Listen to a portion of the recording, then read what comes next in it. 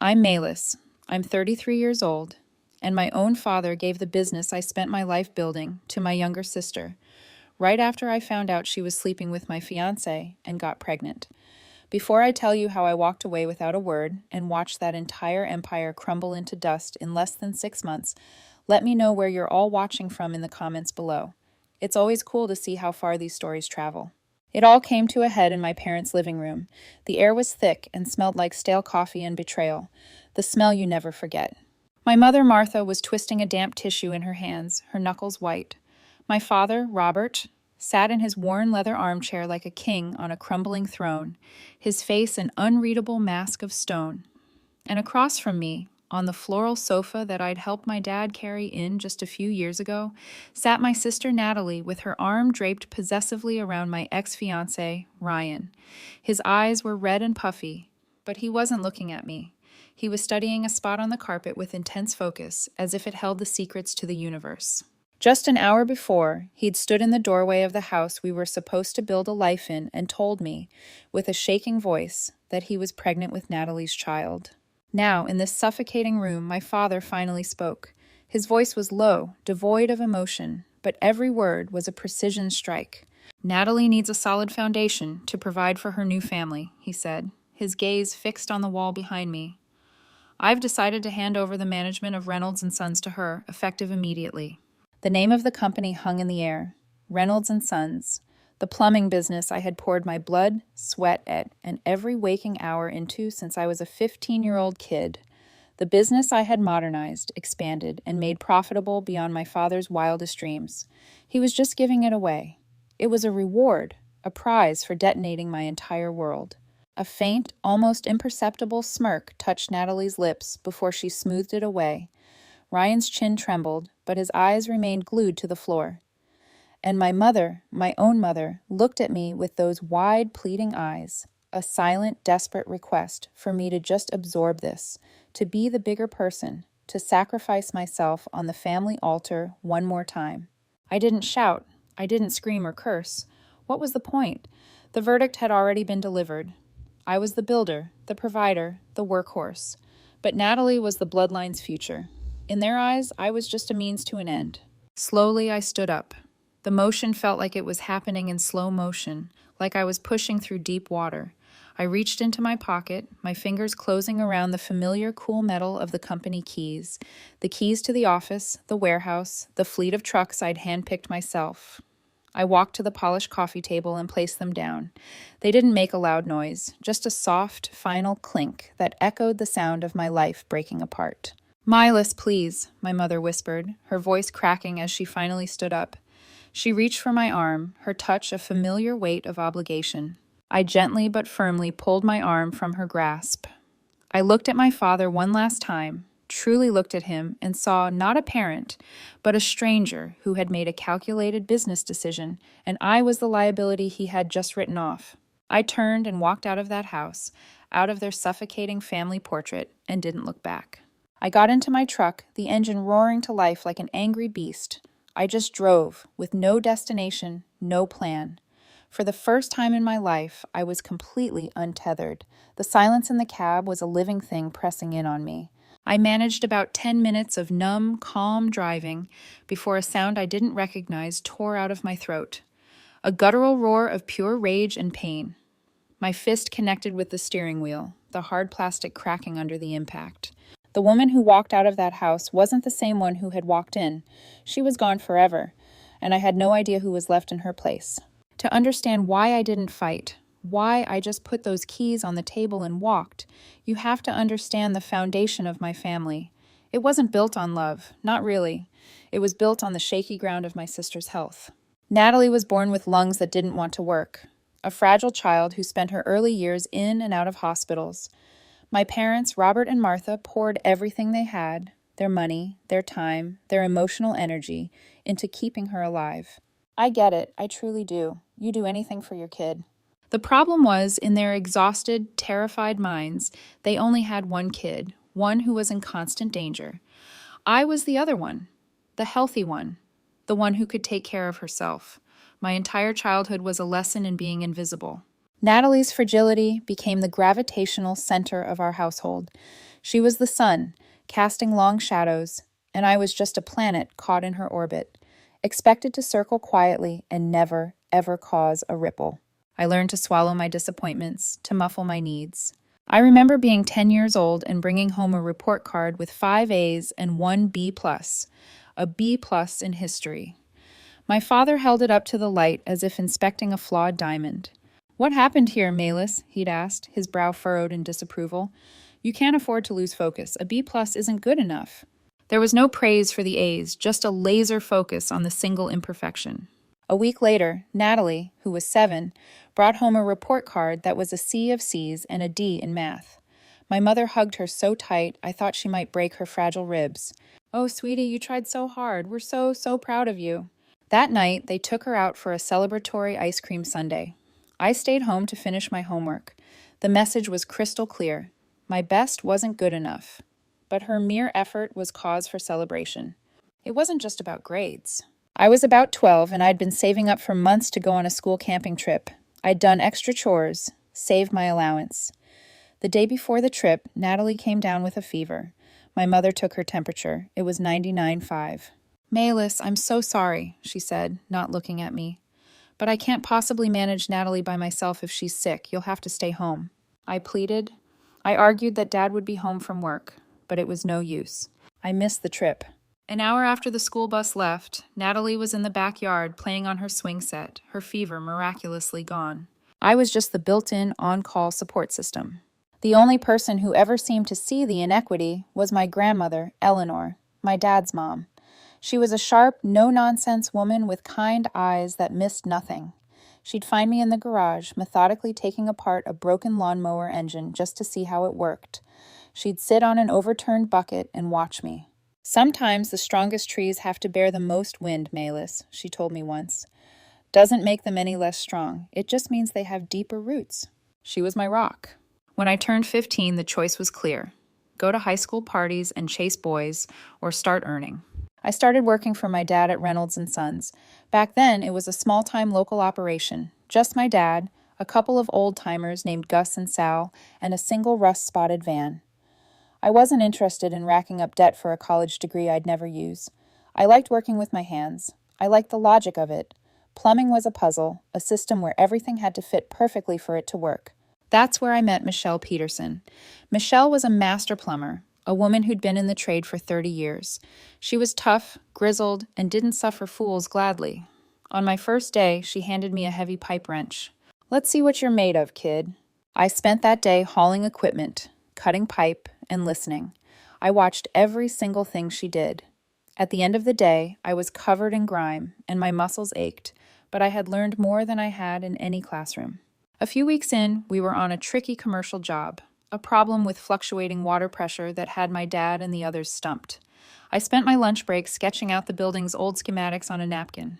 I saw it, a forgotten, partially closed gate valve in a secondary line that was creating a bottleneck. I pointed it out to Michelle. She looked at my sketch, then at me. She went down into the crawl space and 10 minutes later emerged with a grin. "The kid was right," she announced to my dad. Later, she pulled me aside. "You got the gift, Malis," she said, clapping me on the shoulder. "You don't just see pipes, you see the whole system. Don't ever let anyone tell you this work is beneath you." Coming from Michelle, that praise was worth more than gold. While I was putting in 60-hour weeks, getting my journeyman and then my master plumber license, Natalie was, well, she was being Natalie. She went off to a state college, funded by a college fund my parents had miraculously scraped together for her, the one they told me they couldn't afford for me. She dropped out after 2 semesters, claiming the academic pressure was giving her anxiety. She came home and declared herself an entrepreneur. Her first brilliant idea was a drop-shipping business for artisanal organic dog toys. My father, desperate to see Natalie succeed at something, gave her $15,000 to start it. The venture collapsed in 4 months, leaving behind a garage stacked to the ceiling with squeaky rubber toys shaped like avocados and kale. My dad just patted her on the back. "That's okay, sweetie. A learning experience. Business is all about taking risks." Next, Natalie discovered crypto. She convinced my parents she was on the verge of a breakthrough. She lost $20,000 of their money in a single week on some meme coin that promised to be the next Bitcoin. I watched her glued to the monitor in her room, her face pale as the red lines on the chart plunged downward. When it was all gone, my father just consoled her. The market is volatile. It can happen to anyone. Meanwhile, I was quietly transforming Reynolds & Sons. I convinced my dad to let me invest our profits in new technology, hydrojetting equipment, trenchless pipe repair systems. I built a professional website. I hired Linda Morales, a whip-smart, organized woman who became the heart of our office. She ran the schedules, the billing, the customer service. She saw the family dynamics clearly. "You're the engine of this place, Malis," she told me once. "Don't ever forget that." I was the one bidding on and winning major commercial contracts. The biggest was with Thomas Wright, a local developer building a chain of upscale restaurants. It was an $85,000 contract, a game changer for the company. That night, my parents threw a celebratory dinner. I sat there thinking, this is it. This is the moment he finally sees what I've done. My dad stood up, glass in hand, to make a toast. My heart hammered in my chest. "I want to toast to the future of Reynolds & Sons," he began, "and to my daughter, Natalie." His sharp eye for paperwork and her organizational skills were crucial in helping us put together this massive bid. "We couldn't have done it without you, sweetheart." I just stared at my steak. Natalie had spent maybe 2 hours putting a few files in alphabetical order. Linda caught my eye from across the table and gave me a look that was a mixture of pity and outrage. The familiar, bitter taste of resentment filled my mouth. It was after that dinner that I knew I had to have something of my own, something they couldn't touch or take credit for. I bought a small 3-bedroom ranch house that needed a ton of work. It became my sanctuary. Every weekend, I was there, tearing down walls, laying new flooring, rewiring the electricity. It was the one place on earth where my hard work directly translated into something solid, something real, something that was mine and mine alone. I was 27. I had a house, and the business was thriving because of me. I thought I was finally building a life they couldn't diminish. I had no idea the real storm was just about to begin. It was around that time my grandmother's health took a turn. She had to move into an assisted living facility. I visited her every Sunday. One day she grabbed my hand, her grip surprisingly strong. "They made their choices a long time ago, Malis," she said, her voice a little shaky, but her eyes clear as a bell. "It's about what's right, not what's easy. Don't you ever forget what you're worth." I held on to those words like a lifeline. I didn't know how soon I would need them. A few weeks later, my life changed on a Tuesday afternoon. We got a call about a leaky pipe in a high-end condo building downtown, and that's when I walked in and saw Ryan for the first time. Ryan Chun was a whirlwind in a world of slow drips and steady pressure. I walked into the luxury condo unit and found him in a heated but impeccably professional argument with the flooring contractors. He was the property manager, dressed in a sharp blazer and holding a clipboard. But he was pointing out a flaw in their waterproofing membrane with the authority of a seasoned construction foreman.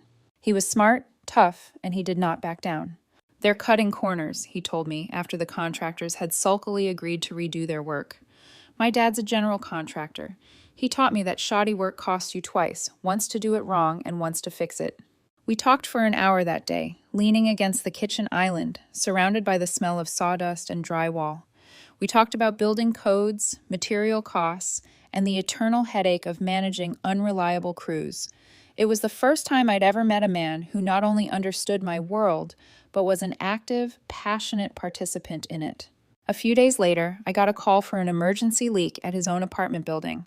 When I got there, the emergency was a slow drip from his kitchen faucet that I fixed in 5 minutes. He grinned a little sheepishly. "Sorry," he said, not looking sorry at all. "I wanted to see you again. Can I buy you a beer to make up for my false alarm?" That beer turned into dinner. Dinner turned into spending entire weekends together, hiking the trails outside the city, hunting for treasures at flea markets, and talking for hours. He told me about his own family, about an overly dramatic younger brother who always got his way, and parents who enabled him. "It's like I have to be twice as responsible just to keep the family ship afloat," he said. It was like he was reading a page from my own life story. We bonded over our shared experience of being the responsible sibling. He got it. He got me. He was also brilliant. He looked at the way I was running the business side of Reynolds & Sons, mostly on instinct and brute force, and immediately saw ways to improve it. "You're leaving money on the table, Malis," he said one night, sketching out a new, tiered invoicing system on a cocktail napkin.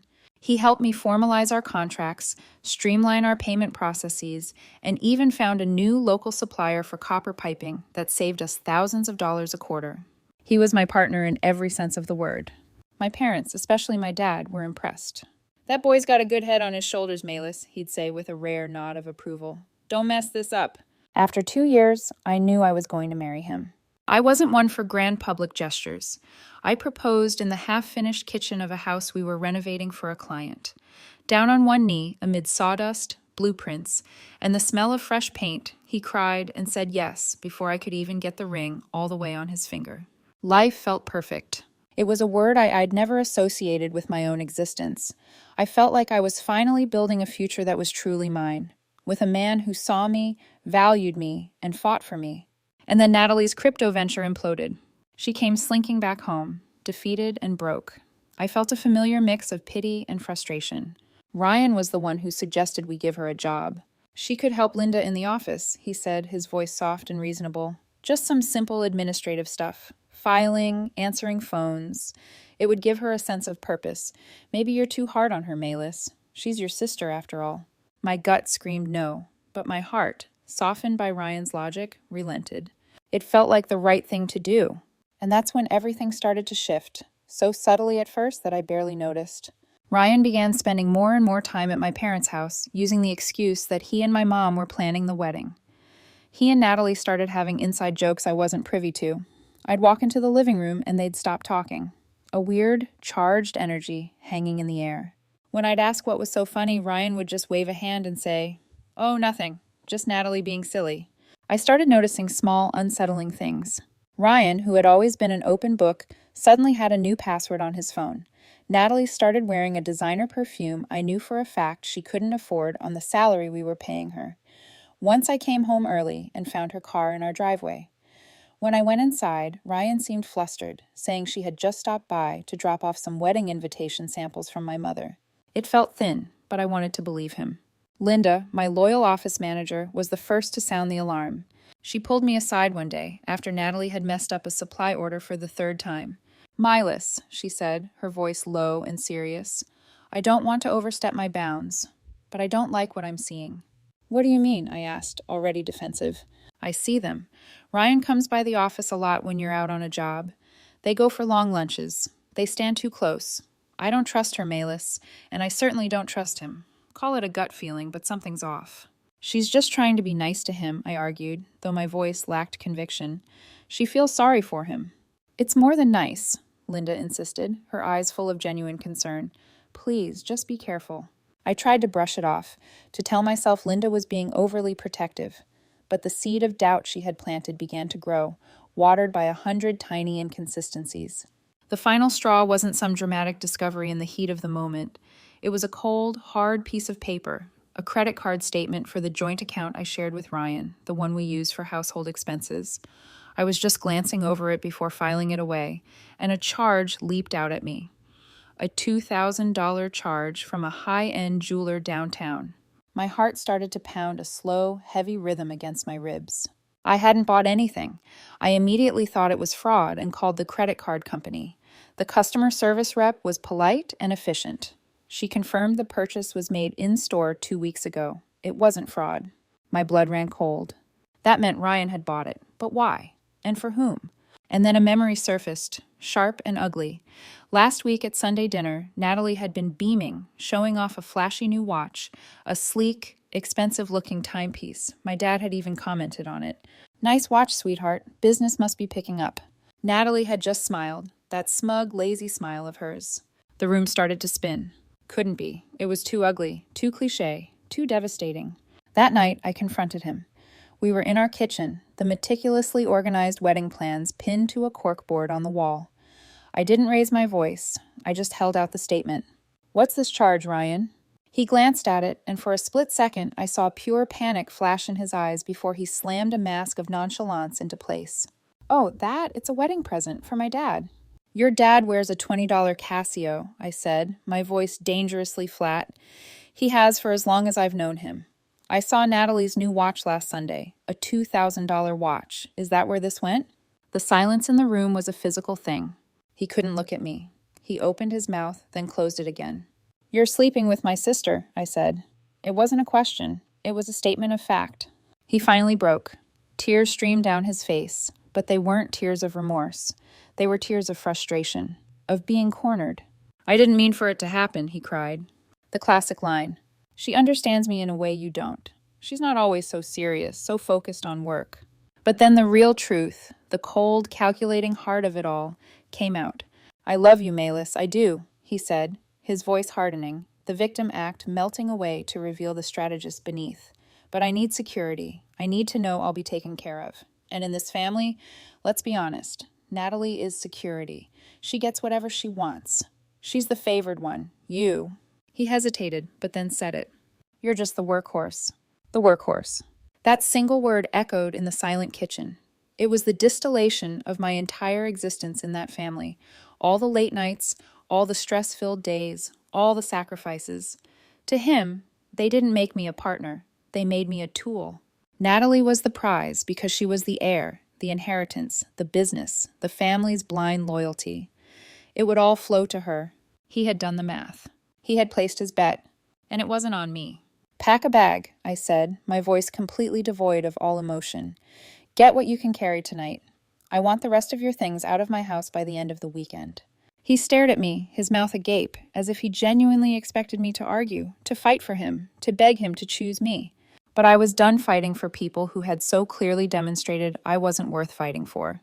I turned my back on him, walked into the living room, picked up the phone, and started canceling the caterer, the venue, the photographer. Each call was a nail in the coffin of the life I thought I was building.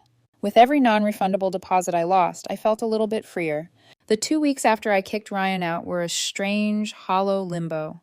I threw myself into work with a ferocity that bordered on manic, trying to outrun the gnawing emptiness in my chest.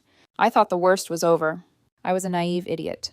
The confrontation in my parents' living room, where Ryan dropped the pregnancy bomb and my father handed my life's work to my sister, was the end of one nightmare and the beginning of another. After I walked out of that house and drove away, a clean break was the only path forward. I didn't answer the dozens of frantic calls from my mother. I didn't respond to a single text. I packed up the rest of Ryan's designer clothes and expensive trinkets myself, boxed them up, and left them on his parents' front porch like an anonymous delivery. I was done. The very next morning, my mind strangely clear, I made a phone call. I called Dana Marshall, the owner of Marshall Plumbing, our biggest competitor. Dana was in her 50s, a tough, fair, straight shooter who had built her company from a single truck into a regional powerhouse. We'd bid against each other on dozens of jobs. We weren't friends, but a current of mutual professional respect ran between us. "Dana, it's Malis Reynolds." There was a slight pause. "Malis," she said. "I'd say I'm surprised to hear from you, but news travels fast in our line of work. Heard you had some family trouble." "You could say that," I replied, my voice flat.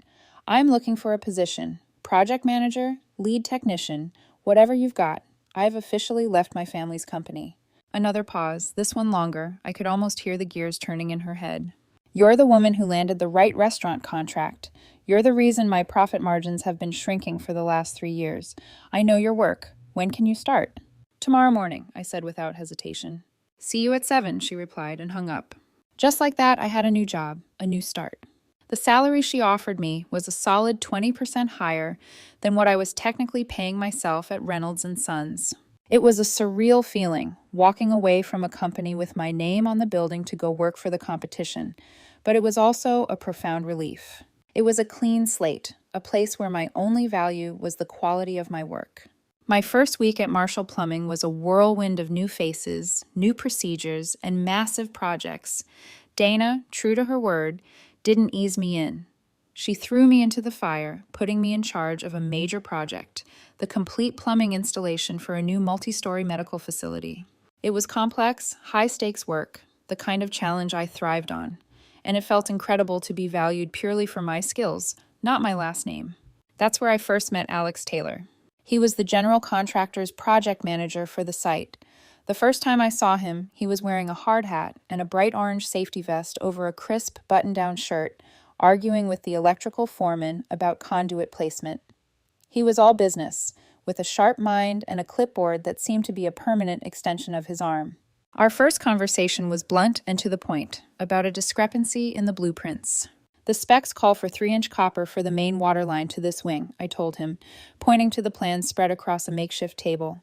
But based on the projected water usage for these labs and patient rooms, it should be 4-inch. It'll pass an initial inspection, but you'll have significant pressure drop issues within 5 years. He looked from the plans to me, his eyes narrowing in concentration. He ran a few quick calculations on his phone. No other subcontractor, not even the architect's own engineer, caught that, he said. You just saved me a massive headache down the road. Thanks. I'll get the change order approved this afternoon. There was no small talk, no fluff, just a nod of professional respect. I liked that. It was clean, uncomplicated. For the first time in a long time, I was just a woman doing her job and doing it well. While I was starting to build my new reality, the first cracks were already spiderwebbing through the company I'd left behind. My old mentor, Michelle Peterson, called me at the end of my first week. She sounded exhausted and frustrated. Hey, kid, she started, her voice gravelly. Just wanted to see how you were holding up. I'm good, Michelle. Landed on my feet at Marshall's. What's going on over there? Is the asylum still being run by the inmates? She let out a heavy, humorless laugh. It's a complete mess, Malis. Your sister, she's in way over her head. She walks around like she's a CEO, but she doesn't know a P-trap from a hole in the ground. She's trying to cut costs on the Thomas Wright restaurant job, Michelle continued. She ordered a huge shipment of cheap PVC pipes from some overseas supplier I've never even heard of. The quality is absolute crap. I told her it won't pass code, that it's a burst risk waiting to happen on a high-pressure commercial line. What did she say? I asked, already picturing the scene. She puffed out her chest and told me she's the boss now, that she'll make the financial decisions. She said I was an old woman stuck in her ways and didn't understand modern supply chain economics. I could hear the deep, burning insult lingering in Michelle's voice. This was a woman with 40 years of hands-on experience being dismissed by an arrogant girl whose only business experience was losing her parents' money. A few days later, she called again. She almost got one of the new guys hurt, had them using the wrong fittings for a gas line. I caught it just in time. I'm telling you, Malis, this is getting dangerous. The final call came a week after that. Wright's people are furious. We're behind schedule because the cheap materials keep failing inspection. Natalie just yells at the crew. She's going to sink this company, Malis, and I don't think I can stick around to watch it happen. I knew she was right. And a small dark part of me, a part I wasn't proud of, felt a grim sense of validation. The downfall wasn't a slow decline. It was a catastrophic failure. A series of explosions that leveled the company I had built. It happened faster and more spectacularly than even I could have imagined. Just as Michelle had predicted, the cheap PVC pipes that Natalie had so arrogantly insisted on using for the Thomas Wright restaurant job were the lit fuse on a bomb. About a month after I had started at Marshall's, I got a call from a number I didn't recognize. It was Thomas Wright himself, the developer. His voice was pure ice, the kind that burns. Milas, I tried calling your old office, but the new girl in charge, your sister, is a complete and utter joke. I thought you should know, as a professional courtesy, that the main water line her crew installed at my flagship restaurant on Main Street just burst. It happened an hour ago. It flooded the entire dining room, destroyed the new hardwood floors, the custom millwork, everything. We have over $75,000 in water damage. Not to mention, the grand opening is now delayed by months. He took a breath.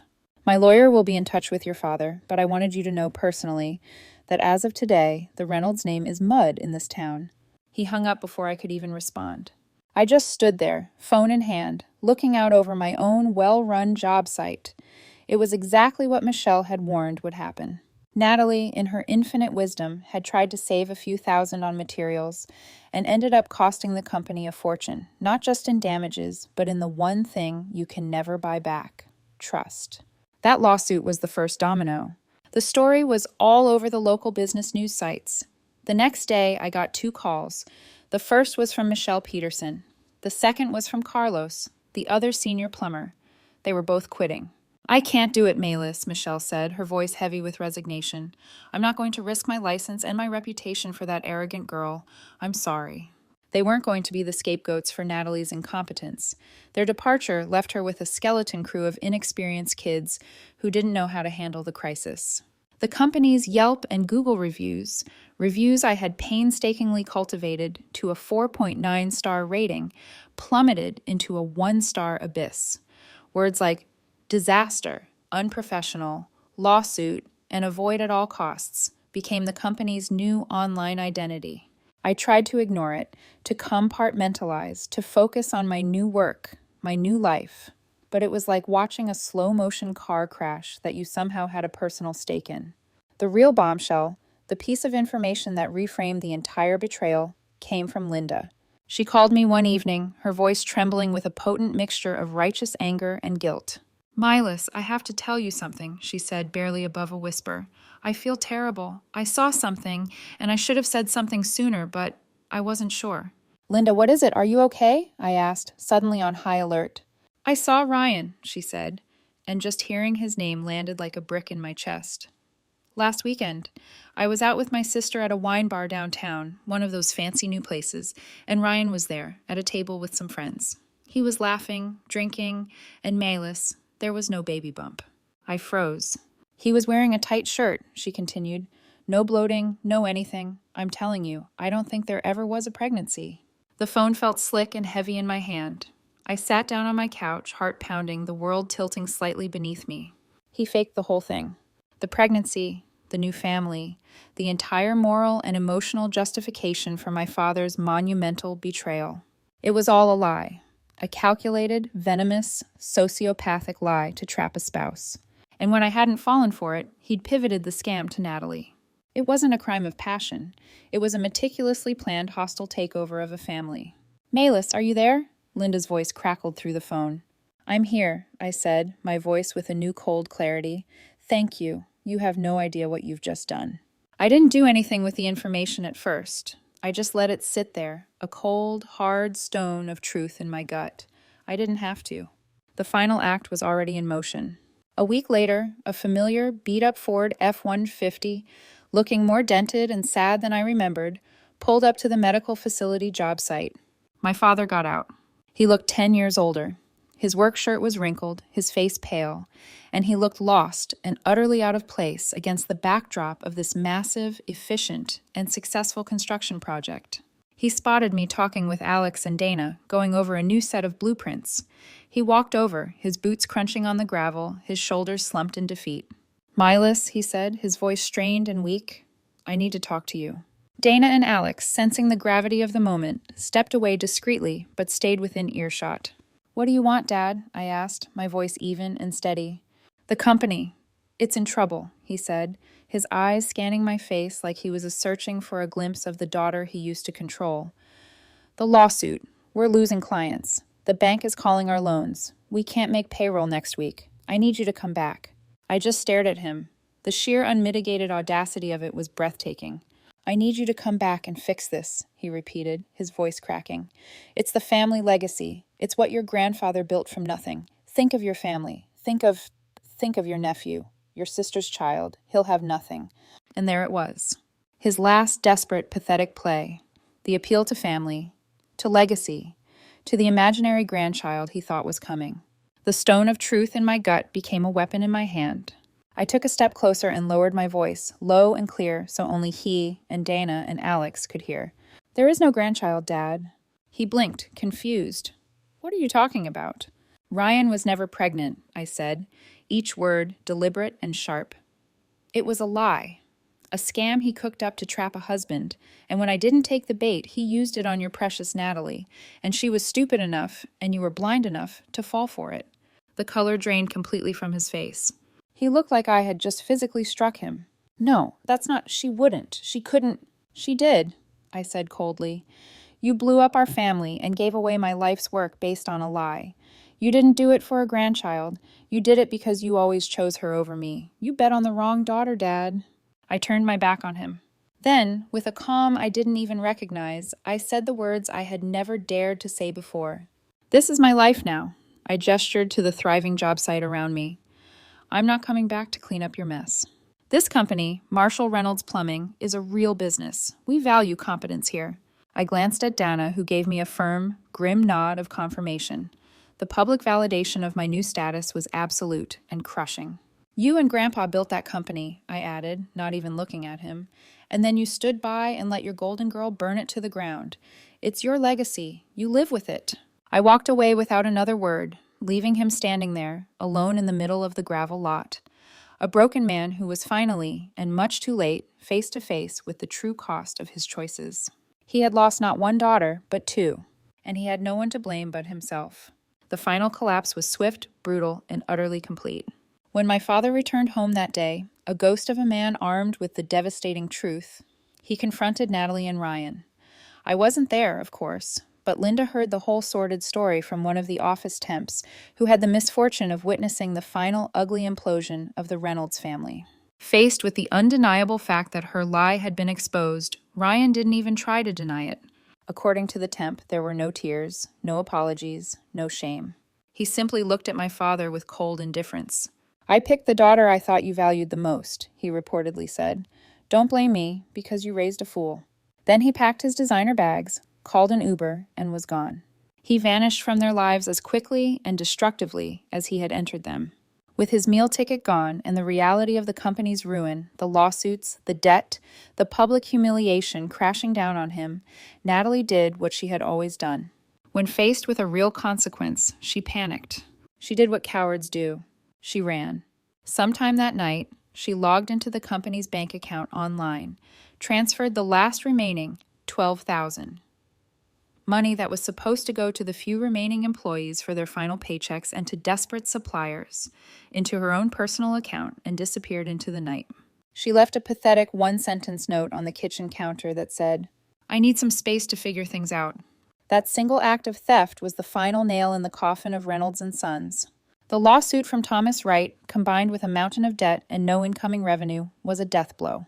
My father couldn't cover the losses. He had, as I later found out, co-signed multiple business loans against his own house to fund Natalie's earlier failed ventures, a fact he had always hidden from me. The bank foreclosed.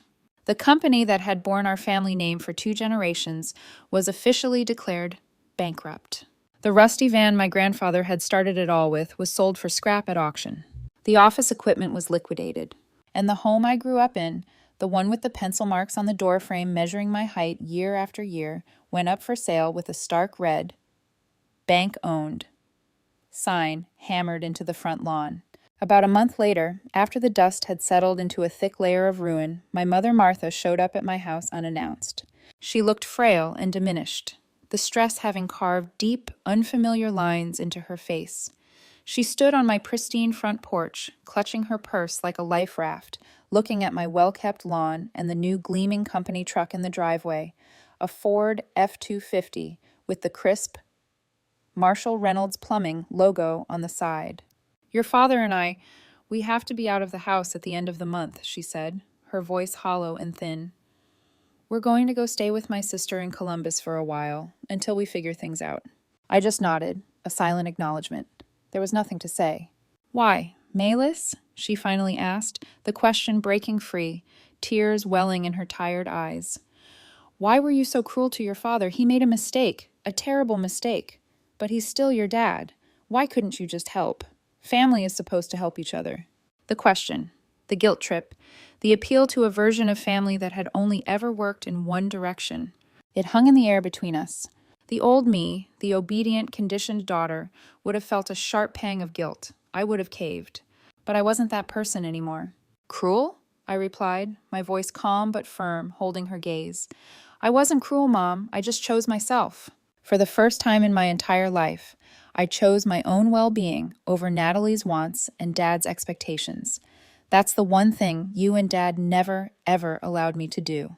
I saw a flicker of something in her eyes, not understanding perhaps, but a dawning, painful resignation. She knew I was right.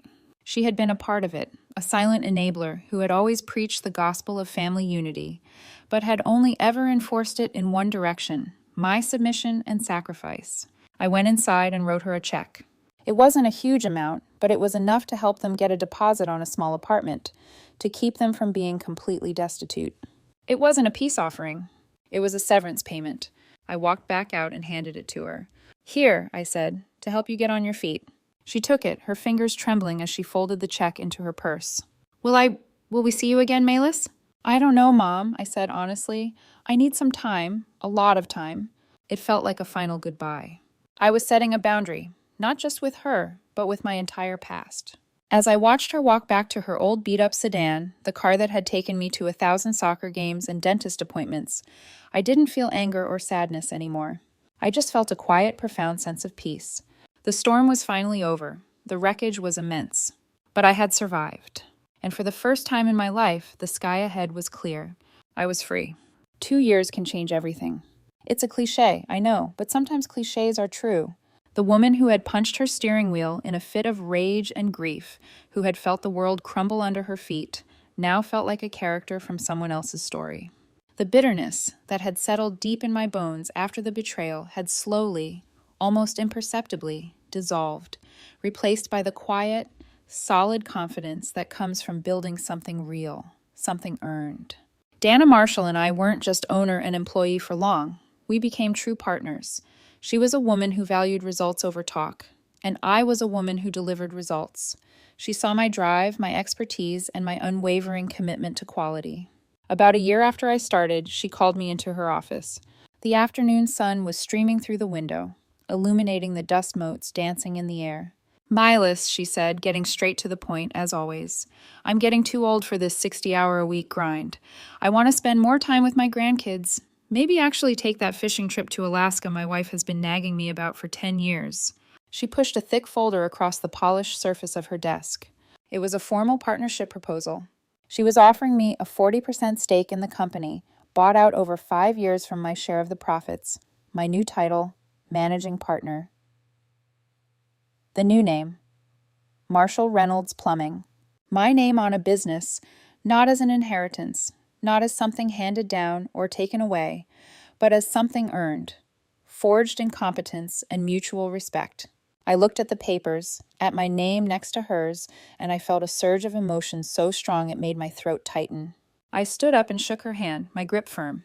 "I won't let you down, Dana," I said, my voice unsteady but proud. "I know you won't, sweetheart," she replied with a rare, wide smile. "That's why I'm doing it." It was one of the proudest moments of my entire life. My life outside of work had transformed just as profoundly. My professional respect for Alex Taylor had slowly, naturally, and beautifully blossomed into something more. It wasn't a whirlwind romance. It was a slow build, founded on solid ground. It started with lunches to discuss project timelines, which turned into after-work beers to decompress, which turned into dinners, where we talked about everything but work. He was funny, direct, and had a backbone of steel. He had his own life, his own ambitions, his own story. He wasn't looking for a woman to rescue him. He was looking for a partner to build with. One evening, we were sitting on the porch of my house, the one I had once considered my only sanctuary. Now, with him there, it finally felt like a home. Over several weeks, I had finally told him the whole ugly story of my family. I told him about Natalie, about Ryan, about my father's choice. I laid it all out, all the hurt and the anger, expecting him to be shocked. Maybe even a little scared off by the sheer volume of the drama. He just listened patiently. His eyes never left my face. When I was done, a heavy silence settled between us. I braced myself for his judgment, his pity. Instead, he reached out and took my hand. "You know what I find most attractive about you, Malis?" he asked softly. "My encyclopedic knowledge of copper pipe fittings?" I joked weakly. He smiled, a real smile, the kind that warms your chest. "No, I'm impressed by the woman who built a business from the ground up. But I fell in love with the woman who knew when she had to walk away from it to save herself." In that moment, I knew he was the one. Our relationship wasn't built on need or dependency or drama. There was no question of control or compromise of self. It was solid. It was two whole people choosing to build a life together, a partnership of equals. I still heard bits and pieces about my old family, like faint, distorted echoes from a distant storm. My mother would call every few months on my birthday or Christmas. The calls were brief, stilted, and full of things left unsaid. She told me my father had found a part-time job stocking shelves at a local hardware store. "He's quiet now," she said. "A changed man." I wasn't sure if I believed it, and I realized I didn't feel the need to find out. She mentioned that no one, not once, had heard a single word from Natalie. She had vanished like a puff of smoke, leaving only ruin in her wake. My grandmother Eleanor passed away peacefully in her sleep about a year after I left the family business. Her funeral was a small, quiet affair. I went, of course. I owed her that much. My parents were there, huddled together in the front pew, looking small and lost. We exchanged polite, sad nods across the room. We were like strangers connected only by a shared loss. There was no big, tearful reconciliation. There was no dramatic confrontation.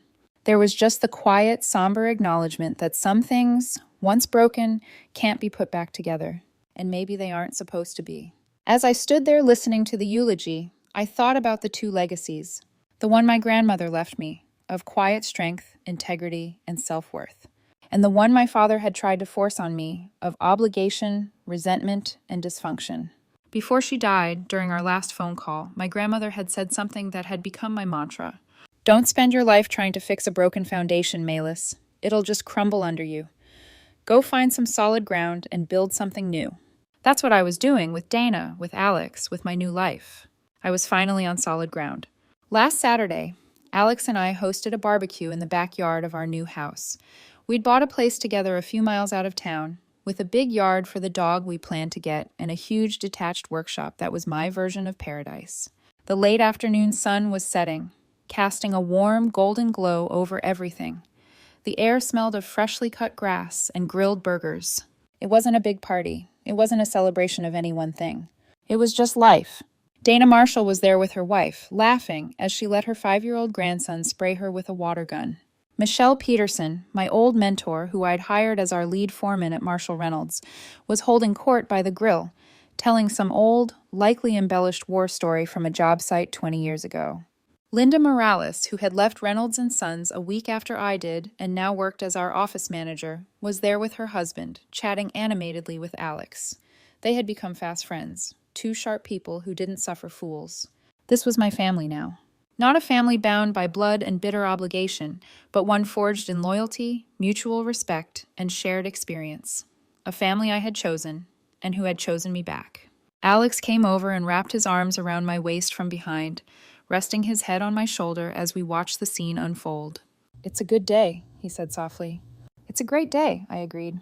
"What are you thinking about?" he asked, his voice a gentle hum against my back. I thought about that angry, broken woman I had been 2 years ago, the one who had sat alone in her truck and thought she'd lost everything that mattered. I thought about the hollow, sickening feeling of betrayal and the long, quiet road back. And I realized, with a clarity that felt profound, that my father giving the business away wasn't the end of my story. It was the catalyst. It was the beginning. He hadn't taken anything from me that was truly mine. He had set me free. He'd freed me from a legacy of dysfunction, from the crushing weight of constantly trying to earn a love that was never truly available. "I was just thinking," I said, turning in Alex's arms to face him, to look into his clear, honest eyes, "that happiness isn't about getting the inheritance you think you deserve. It's about having the freedom to build your own." He smiled, that beautiful, genuine smile I had fallen in love with. "Well then, partner," he said, his hand finding mine, "I'd say we're building a pretty damn good life." And as I looked around at the warm light strung across the yard, at the smiling faces of the people who had my back, and at the incredible man I loved standing by my side, I knew he was right. I hadn't just rebuilt a career. I had rebuilt a life. And this one was solid, right down to the foundation. Thank you all for listening to my story. I hope it resonated with you in some way. Have you ever been in a situation where you had to walk away from something familiar to save yourself? Share your story in the comments below. I read them all. And don't forget to like and subscribe so you don't miss what's coming next.